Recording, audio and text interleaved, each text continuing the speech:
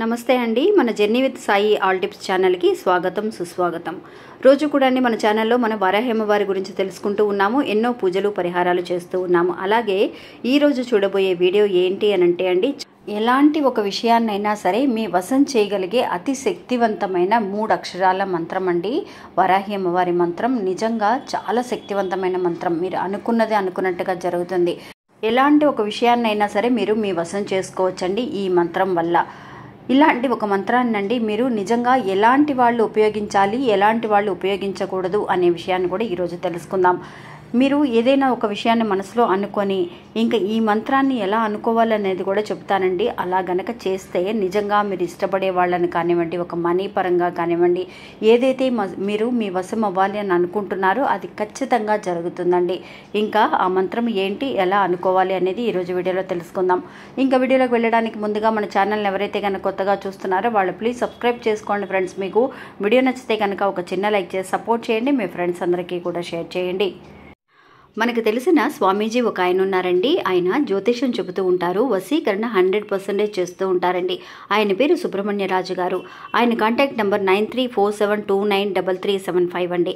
మీకు ఎలాంటి సమస్యలు ఉన్నా కూడా కొన్ని పూజల ద్వారా వెంటనే ఆయన మీ సమస్యలకి పరిష్కారాన్ని తెలియజేస్తూ ఉంటారు. అంతేకాకుండా ఆయన చెప్పింది చెప్పినట్టుగా జరుగుతూ ఉంటుంది. ఒక్కసారి ఆయనకి కాల్ చేయండి. ఇంకా వీడియోలోకి వెళదామండి. ఎప్పుడు కూడా అండి మనం వరాహి అమ్మవారి మంత్రాల గురించి తెలుసుకుంటూనే ఉన్నాం. ముఖ్యంగా చాలా వరకు కూడా శక్తివంతమైన ఒక మంత్రం ఏంటి అంటే వరాహి అమ్మవారి ముద్ర ప్లస్ మనకి వజ్రఘోషం అనే ఒక మంత్రం అండి. ఈ వజ్రఘోషం అనే మంత్రాన్ని ఉపయోగించి ఎంతోమంది, ఎన్నో లక్షల మంది మంచి వాళ్ళ అద్భుతాలను చూశారండి. ఇంకా కష్టాల నుంచి కూడా బయటపడ్డారు. అక్క నేను ఈ మంత్రాన్ని ఉపయోగించాను, నాకు జరగలేదు అని అన్నవాళ్ళు ఎవ్వరూ లేరండి. అలాంటి శక్తివంతమైన మంత్రాలు ఈరోజు మనం చూడబోయే ఈ 3 అక్షరాల మంత్రం కూడా అతీత శక్తివంతమైనదండి. అందువల్ల అలాంటి మంత్రాన్ని ఎవరు అనుకోవాలి, ఎవరు అనుకోకూడదు అంటే మనం వశం చేసుకోవాలని అనుకుంటున్నాము. చాలామంది అండి మన వశం అవ్వబోతుంది కదా, మనం ఎలాంటి విషయాలకైనా సరే ఉపయోగించుకోవచ్చేమో అని అనుకుంటారేమో, కానీ అలా కానే కాదండి. నిజంగా వరాహి అమ్మవారికి మనం ఎలా అయితే కనుక ఎంత నమ్మకంగా నీతి నిజాయితీతో చేస్తూ ఉంటామో పరిహారాలు, అలాంటి విషయాలు వెంటనే జరుగుతాయండి. నిజంగా చాలామంది అండి ఎదుటి వాళ్ళని వశం చేసుకోవడానికి, వాళ్ళకి ఇష్టం ఉన్నా లేకపోయినా సరే వాళ్ళు మనతో మాట్లాడాలని అనుకోవడానికి ప్రయత్నించడానికి మాత్రం ఈ విషయాన్ని మనం చేయకూడదు. అంతేకాకుండా అండి మన డబ్బు, మనం ఒక మనీ పరంగా మనం చేస్తున్నాము ఈ విషయాన్ని, ఈ మంత్రాన్ని మనం ఇలా ఉపయోగిస్తున్నాము అని అనుకున్నప్పుడు ఆ మనీ అనేది అండి న్యాయంగా, న్యాయబద్ధంగా అయి ఉండాలి. ఎక్కువ వడ్డీలు ఇచ్చేసి చాలామంది అండి వడ్డీకి ఇస్తూ ఉంటారు. 10 రూపాయల వడ్డీ, 5 రూపాయల వడ్డీకి ఇస్తూ ఉంటారు. అలాంటి వాళ్ళు ఎదుటి వాళ్ళు వడ్డీ కట్టలేదనేసరికి అదొక పెద్ద, వాళ్ళ సైడ్ నుంచి ఆలోచిస్తే అది పెద్ద తప్పే. అంటే వాళ్ళు ఒప్పుకొని వడ్డీలు తీసుకుంటారు కాబట్టి అది టైంకి ఇవ్వకపోయేసరికి వాళ్ళని హింస పెట్టడం, నా వడ్డీ నాకు రావాలని అనుకోవడం. అమ్మవారి దగ్గర ఇలాంటి మంత్రాలు అంటే మన వశం అవబోతుంది కదా, మనం ఎలాంటి విషయానికైనా సరే చేసుకోవచ్చు అని చెప్పేసి ఇలాంటి విషయాలకి మనం ఉపయోగించకూడదండి.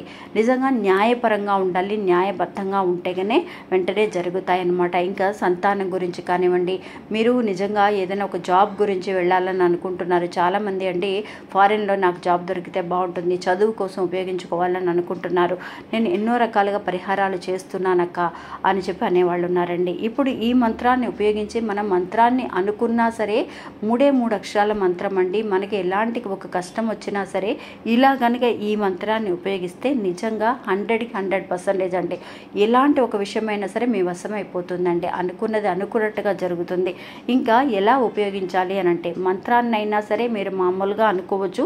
అది కూడా ఉదయాన్నే లేవగానే మీరు బ్రష్ చేసుకొనైనా సరే అనుకోవచ్చు. లేదంటే కనుక బ్రష్ చేసుకొని ఒక వాటర్ని తాగేటప్పుడు శ్రీం అనే మంత్రాన్ని మనం ఎలా అయితే అనుకుంటున్నామో, చాలామంది అండి రిపీటెడ్గా వస్తున్న కమెంట్ ఏంటి అని అంటే ఇంకా కూడా మంత్రాన్ని ఉపయోగిస్తున్నామాక, మా అత్తగారికి హెల్త్ బాగాలేదు, అటువంటి సమయంలో ఆవిడకి ఈ మంత్రాన్ని చెప్పి ఆ మంచినీళ్ళు వాటర్ తాగేటప్పుడు ఖాళీ గడుపుతూ మన వాటర్ తాగుతూ ఉంటాం కదా, అలాగా ఆవిడ ఎక్కువ రోజులు ఉపయోగిస్తూ ఉండేవారు. ఇప్పుడు తను చాలా హెల్తీగా ఉంది, తనకున్న అనారోగ్యం కూడా నయమైపోయింది అని చెప్పి ఎంతోమంది మంచి కమెంట్స్ పెడుతూ ఉన్నారండి. అలా మీరు హెల్త్ పరంగా కూడా ఈ విషయాన్ని అంటే ఈ మంత్రాన్ని మీరు ఉపయోగించుకోవచ్చు. ఉదయాన్నే లేవగానే వాటర్ని బ్రష్ చేసుకొని మనం మంచినీళ్ళు తాగేటప్పుడైనా అనుకోవచ్చు. లేదు బాగా టెన్షన్స్తో ఉన్నాము, మాకు అలాంటి టెన్షన్స్ నుంచి బయటపడాలి అని అనుకున్నా సరే, ఎవరితో అయినా సరే మనం నిజంగా మనకి దూరం అయిపోయిన వాళ్ళు ఉంటారండి. ముఖ్యంగా హస్బెండ్ అండ్ వైఫ్ మధ్య ఎన్నో గొడవలతో విడిపోయి ఒక మిస్అండర్స్టాండింగ్తో ఉన్న వాళ్ళని కలపాలని, వాళ్ళ మనసు అనేది మార్చి నిజంగా మా సైడ్ ఏం తప్పు లేదక్క, వాళ్ళని ఎదుటి వాళ్ళ మనసు మారి నా భార్య నా దగ్గరికి వస్తే బాగుండు, నా భర్త నా దగ్గరికి వస్తే బాగుండు అని చెప్పి అనుకుంటూ ఉన్నారండి. అలాంటి వాళ్ళందరూ కూడా నిజంగా ఈ మంత్రాన్ని ఉపయోగించండి ఫ్రెండ్స్. మీకు ఎప్పుడైతే బాధ కలుగుతుందో, మీకు ఎప్పుడైతే అమ్మవారిని అడిగితే ఖచ్చితంగా నాకు జరుగుతుంది అని అనుకుంటారో అటువంటి సమయంలో ఈ మంత్రాన్ని అనుకోండి. రాత్రిపూట మీరు ఒక 27 సార్లు అనుకోండి ఫ్రెండ్స్. అలా అనుకోవడం మటుకే కాకుండా మీరు ఇంకొక పరిహారాన్ని కూడా నేను చెబుతాను. ఇప్పుడు ఆ మంత్రాన్ని మీకు చూపిస్తాను చూడండి ఫ్రెండ్స్.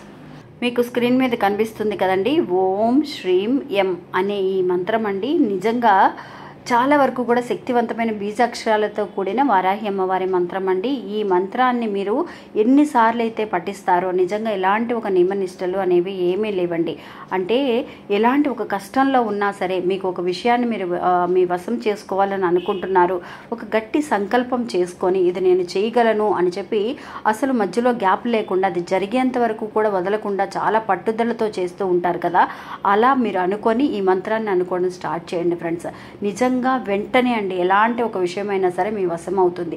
ఇంకొక పరిహారం ఏంటి అని అంటే అండి, ఇప్పుడు ఈ మంత్రాన్ని ఓం శ్రీం ఎం అనే మంత్రాన్ని, ఈ బీజాక్షరాన్ని మీకు ఏదైతే ఒక కోరిక ఉంది, మీరు ఏదైతే అమ్మవారి దగ్గర అనుకుంటున్నారు, ఈ కోరిక జరిగితే బాగుండు, ఇది నా వశం అయితే బాగుండు, ఒక సొంత ఇల్లు కొనుక్కోవాలనుకుంటున్నాను, ఒక కారు కొనుక్కోవాలని అనుకుంటున్నాను, ఎలాంటి ఒక విషయమైనా ఆ కోరికని మీరు ఒక పేపర్ మీద రాయండి ఫ్రెండ్స్. 3 సార్లు రాయండి, మీ కోరికని రాయండి. ఆ తర్వాత మీరు ఈ మంత్రాన్ని ఒక 11 సార్లు ఈ మంత్రాన్ని రాయండి. అంటే ఓం శ్రీం ఎం అనే బీజాక్షరాల్ని ఒక 11 సార్లు రాయండి. ఫస్ట్ మీ కోరిక ఏదైతే ఉందో అది 3 సార్లు రాసేసిన తర్వాత కింద ఈ మంత్రాన్ని 11 సార్లు రాయండి.